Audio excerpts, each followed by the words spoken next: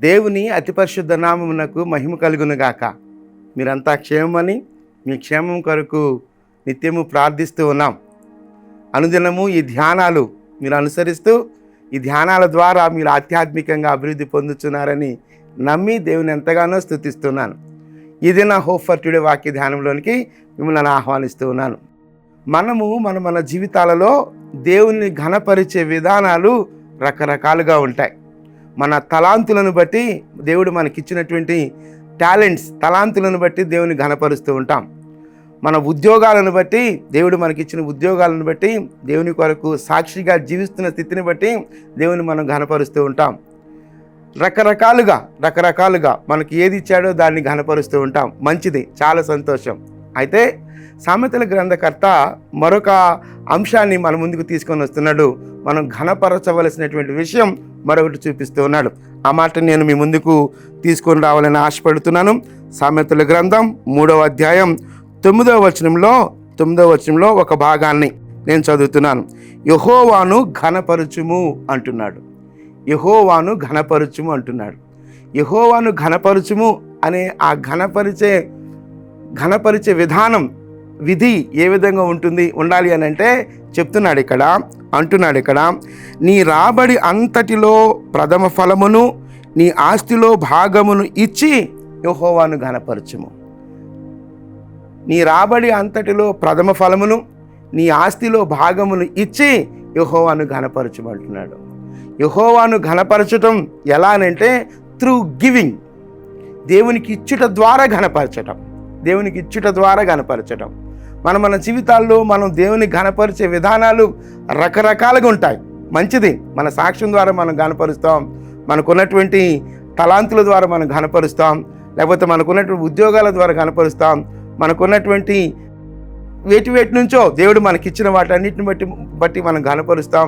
అయితే సామెతల గ్రంథకర్త చెప్తున్నటువంటి మరొక మాట ఏంటంటే నీవు దేవునికి ఇచ్చుట ద్వారా, గివింగ్ ద్వారా దేవుని ఆనర్ చేయాలి, దేవుని ఘనపరచాలి అంటున్నాడు. ఒకసారి మనం ఆలోచిద్దాం. మన గివింగ్ని గురించి ఆలోచించినప్పుడు దేవునికి ఇచ్చే విషయంలో గురించి మనం ఆలోచించేటప్పుడు ఆ ఆలోచనలో ఎక్కడో కొంత మనం వెనుకబడి ఉన్నట్లే అనిపిస్తూ ఉంటుంది. ఒకవేళ అలా లేకపోతే దేవునికి స్తోత్రం. ఒకవేళ అలా అనిపిస్తే ఆ విషయంలో మనం దేవునికి ఇచ్చుట ద్వారా మనం ఘనపరిచే వారంగా ఉండాలి అని దేవుని వాక్యం సెలవిస్తుంది. అలాగ ఘనపరచుట ద్వారా మనం పొందుకునే ఆశీర్వాదాలు చాలా గొప్పవి. దేవుని కొరకు ఏదైనా కోల్పోవలసి వస్తే తప్పకుండా కోల్పోవచ్చు. ఆ కోల్పోయిన దానిని బట్టి అంతకంటే ఎక్కువగా, అంతకంటే ఉన్నతంగా దేవుడు మనకి ఇచ్చే దేవుడుగా ఉన్నాడు. చాలా సందర్భాల్లో దేవుని దగ్గర నుంచి మనం పొందుకుంటాం. చాలా మంచిది. దేవుని అడుగుతాం, పొందుకుంట ద్వారా మనం ఆశీర్వదించబడతాం. అలా ఆశీర్వదించబడటం మాత్రమే కాదు, దేవుడు మనకిచ్చిన ఆశీర్వాదాలను బట్టి దేవుని ఘనపరచటం మాత్రమే కాదు, దేవునికి మనం ఇచ్చి ఘనపరచాలి అంటున్నాడు సామెతల గ్రంథకర్త. ఒకసారి మనం ఆలోచిద్దాం. మన గివింగ్ని గురించి ఒకసారి మనం ఆలోచించినప్పుడు నేను మళ్ళా ఆ వచనాన్ని చదువుతున్నాను. నీ రాబడి అంతటిలో ప్రథమ ఫలమును నీ ఆస్తిలో భాగమును ఇచ్చి యెహోవాను ఘనపరచుము. పొందుకొని ఘనపరిచే ఉంటాయి. మనం పొందుకొని ఘనపరిచే చాలా ఉంటాయి. అంతవరకు మాత్రమే ఆగిపోవటం కాదు, కానీ ఇచ్చి ఘనపరిచే విధంగా మనం ఉండాలి అని కోరుకుంటున్నాడు సామెతల గ్రంథకర్త. ఒకసారి ఆలోచిద్దాం.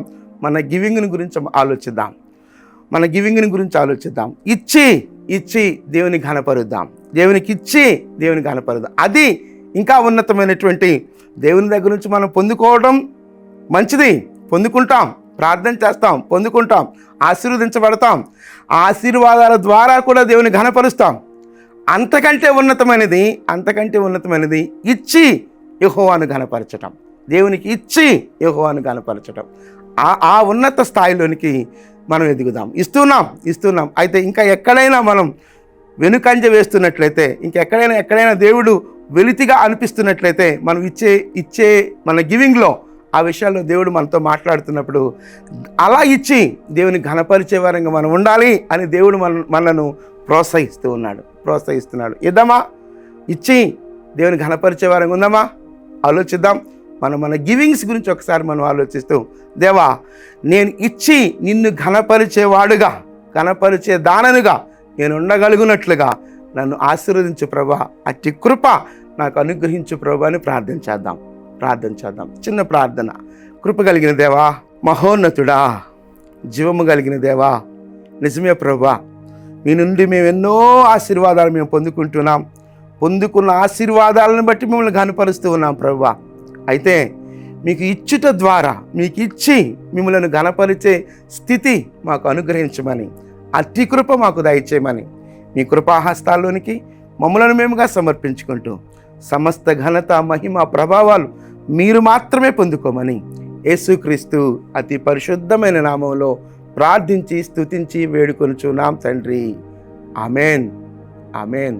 ప్రభు కృప నిత్యము మనకు తోడయుండును గాక. ఆమెన్.